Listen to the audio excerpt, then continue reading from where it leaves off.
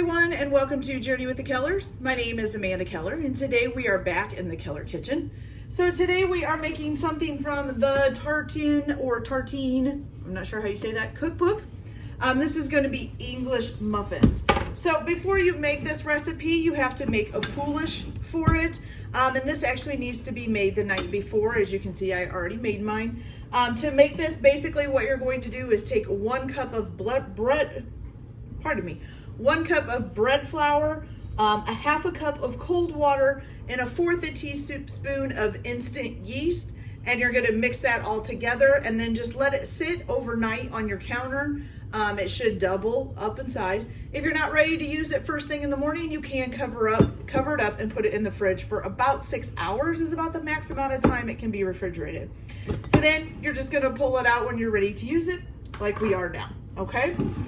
All right, so for this recipe, you're gonna need the Poolish. You're also going to need 1 3/4 cup of flour, or I'm sorry, 3 3/4 cup of flour. You're gonna put this in your stand mixer with the dough hook on it this time. We got 1, 2, and 3, and then the 3/4. 3/4. Okay. We're also gonna put our Poolish on in here.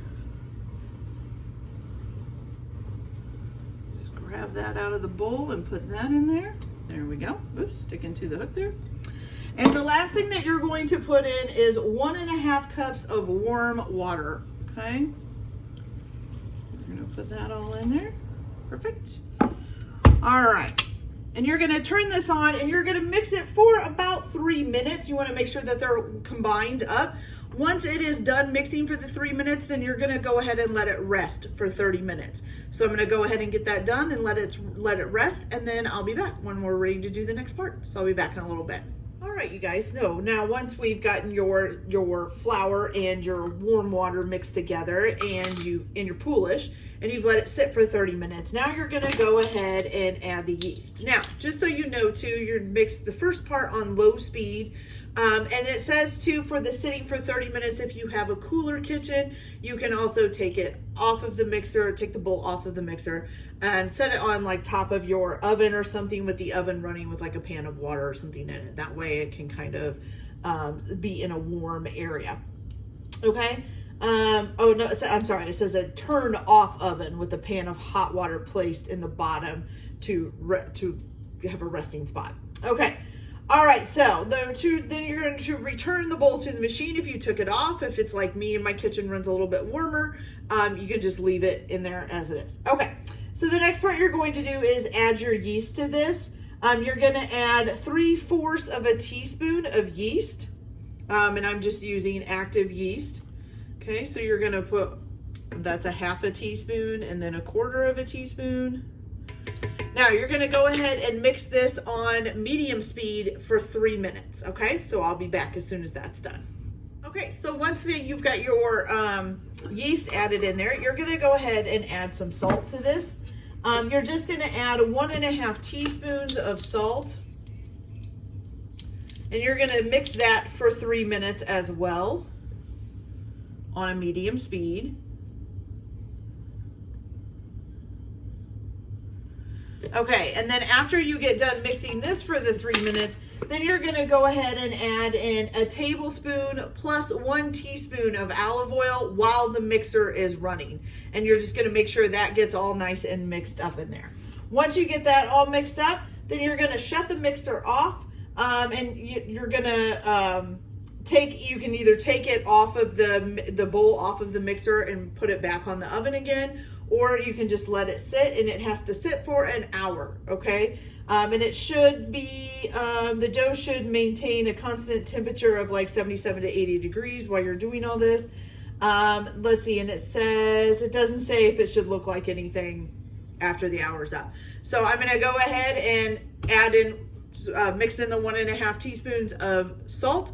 Then while the mixer, after the 3 minutes is up for that, I'm going to add in 1 tablespoon plus 1 teaspoon of olive oil while the mixer is running and get that all mixed up. And then we're just gonna let it sit for an hour, okay? So I'll be back after all of that's done. right, you guys, so our hour is up now, and you can basically take this off the mixer, or if you already have it, take it off the mixer, just grab the bowl. And what you're gonna do basically is just kind of fold the dough over itself. So if you can see, you're just grabbing the side and folding it over and pushing it down, okay? And you're gonna do this a few times and trying to keep it generally in the shape of a ball, okay?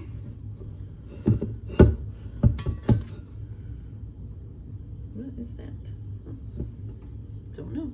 Okay. So once you folded this over a few times, then you're gonna go ahead and let it sit again for another 30 minutes, okay? Looks good to me. All right, so we'll be back in another 30 minutes. All right, you guys, so now that our dough has sat for another half an hour, what you're gonna do is you're gonna take a baking sheet and you're just gonna take some cornmeal. And you're just gonna sprinkle the baking sheet with the cornmeal. This is basically just because this is where you're gonna be setting your English muffins once you've got them cut out. All right, so we got that sprinkled with cornmeal. Now what you're gonna do is you're gonna go ahead and take your dough out and you're gonna flour whatever surface you're going to use.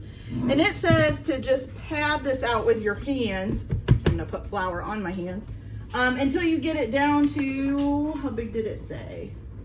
Roughly ½ inch thick. So we're just gonna keep kind of patting this down here.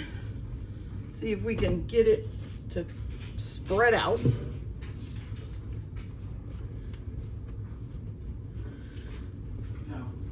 Okay. And this is one of those elasticy doughs. It doesn't want to stay out once you get it out. Okay.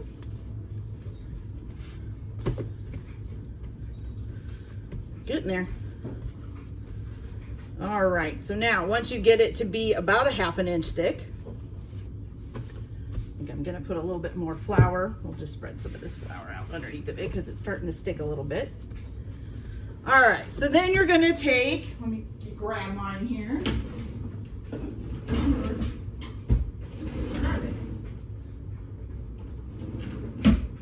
Okay, I'll be right back. I gotta go find my cutters. Be right back. Okay, so now we have the cutter here. So you can either use a wide-mouthed glass, drinking glass, or if you have like a biscuit cutter or something like that, you can use the large one of that, okay?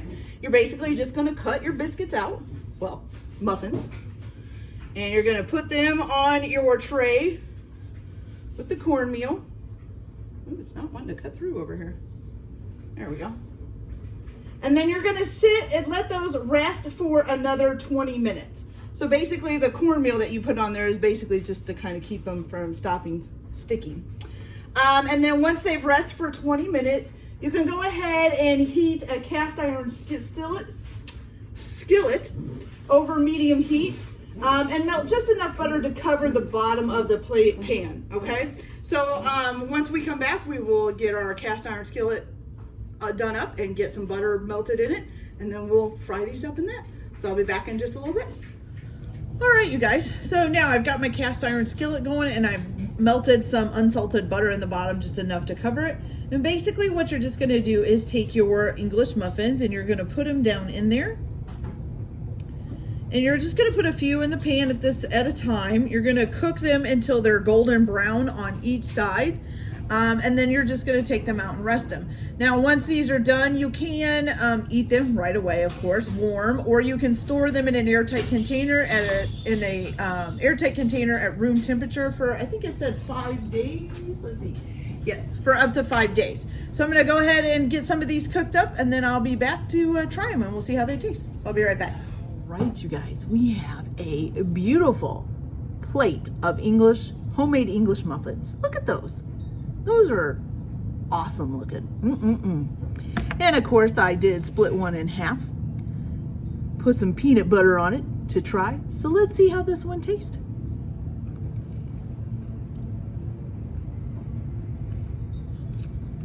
Okay. Really good. Okay. So I've never had a freshly made English muffin. Usually the ones that I buy are the ones you buy at the store that are in a container. These are so much better. Oh, those are delicious.